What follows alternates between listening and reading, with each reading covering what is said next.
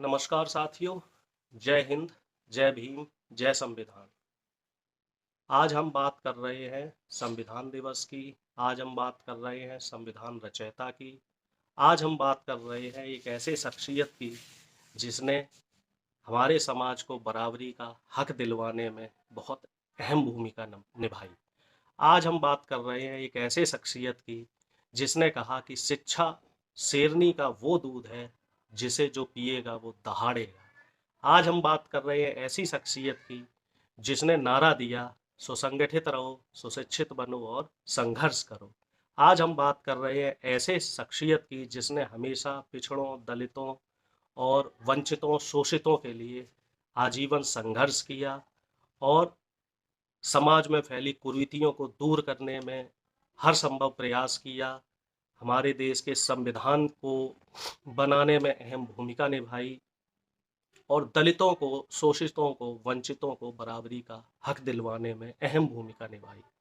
देश के इतिहास में इनका नाम हमेशा स्वर्णिम अक्षरों में लिखा जाएगा और जब तक ये देश है, इस देश का संविधान है, इस देश का लोकतंत्र है, तब तक इनको याद किया जाएगा। जी हाँ, आज हम बात कर रहे हैं बाबा साहब भीमराव अंबेडकर की, जो हमारे देश की एक ऐसी शख्सियत है जिनको परिचय का जो मोहताज नहीं है। इन्होंने हमेशा दलितों के लिए, शोषितों के लिए, वंचितों के लिए संघर्ष किया। इन्होंने इक्वलिटी, यानी कि जब एक देश है तो एक ही तरह के नियम होने चाहिए, दलितों के लिए अलग नियम नहीं होने चाहिए, शोषितों के लिए अलग नियम नहीं होने चाहिए।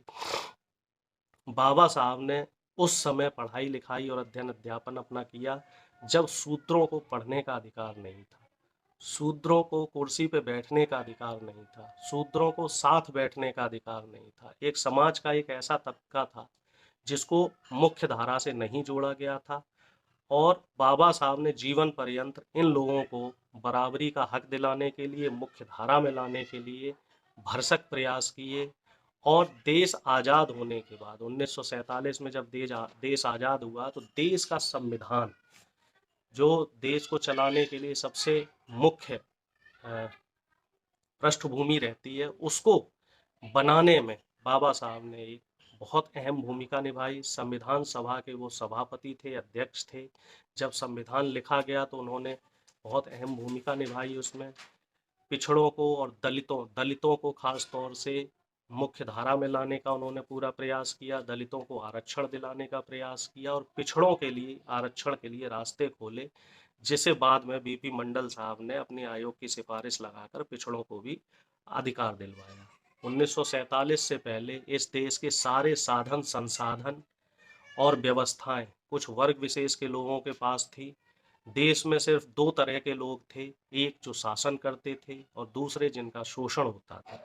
मध्यम वर्ग जैसी कोई चीज नहीं थी। जैसे आज हमारा समाज लगभग तीन भागों में बटा हुआ है, अपर क्लास, मिडिल क्लास और लोअर क्लास। तो उस समय मिडिल क्लास नहीं हुआ करता था, शिक्षा पर सिर्फ कुछ ही लोगों का अधिकार हुआ करता था। जो देश की मौलिक सुविधाएं हैं, बुनियादी सुविधाएं हैं, उस पर कुछ लोगों का अधिकार हुआ करता था। बाबा साहब के संविधान ने, आरक्षण ने देश में जो दलित, शोषित, वंचित थे, पिछड़े थे, इन लोगों को मुख्य धारा में लाए, लोक शिक्षा के महत्व को समझे, शिक्षित हुए और उसके बाद नौकरी करने लगे, व्यापार में आए और आज की तारीख में लगभग हर जाति का, हर वर्ग का, हर समुदाय का व्यक्ति शिक्षा के महत्व को समझता है। और शिक्षा, हर व्यक्ति, चाहे वो गरीब तबके का हो, चाहे वो मध्यम वर्गीय तबके का हो, चाहे वो अमीर तबके का हो, हर व्यक्ति ये प्रयास करता है कि हम मुख्य धारा में आए और शेरनी का वो दूध पिएं, जिसे बाबा साहब ने कहा कि शिक्षा शेरनी का वो दूध है जिसे जो पिएगा वो दहाड़ेगा। और जो व्यक्ति शिक्षित हो जाता है वो जाहिर सी बात है अपने मौलिक अधिकारों को समझता है, मुख्य धारा से जुड़ने का प्रयास करता है, सही गलत की पहचान को अच्छी तरीके से समझ पाता है, अन्याय के खिलाफ आवाज उठाता है। तो इसमें कहीं ना कहीं जो हमारा समाज आज जिस तरफ जा रहा है, या समाज में हर तबका अगर संपन्नता की तरफ जा रहा है, तो इसमें हमें बाबा साहब का बहुत बड़ा इसमें योगदान है। बाबा साहब को हमें हमेशा याद करते रहना चाहिए, उनको धन्यवाद बोलना चाहिए कि उन्होंने संविधान रचा, दलितों, शोषितों के लिए आरक्षण की व्यवस्था लागू की जिससे कि वो मुख्य धारा में आए। और बाबा साहब के साथ कई और महान समाज सुधारक हुए हैं जिन्होंने इन पे काफ़ी काम किया और हमारे समाज को, जो भी दलित, शोषित, वंचित, पिछड़ा समाज था, जिसको मुख्य धारा में लाने का बहुत सारा प्रयास किया, इनको मुख्य धारा में लाए। तो इन जो बाकी महापुरुष हैं, इन पे कभी फिर चर्चा की जाएगी। आज का दिन बाबा साहब की जन्म तिथि का दिन है, तो हम बाबा साहब को याद करें, हम बाबा साहब को नमन करें, हम बाबा साहब के संघर्ष को समझें और प्रण लें कि हम शिक्षा के महत्व को समझेंगे, अपने आने वाली पीढ़ी को शिक्षित बनाने के लिए हर संभव प्रयास करेंगे, मुख्य धारा में जोड़ेंगे, संगठित रहेंगे और आजीवन संघर्ष करते रहेंगे अपने मौलिक अधिकारों के लिए, अपनी बुनियादी सुविधाओं के लिए। मैं अपनी बात यहीं खत्म करता हूँ। जय भीम, जय संविधान, भारत माता की जय।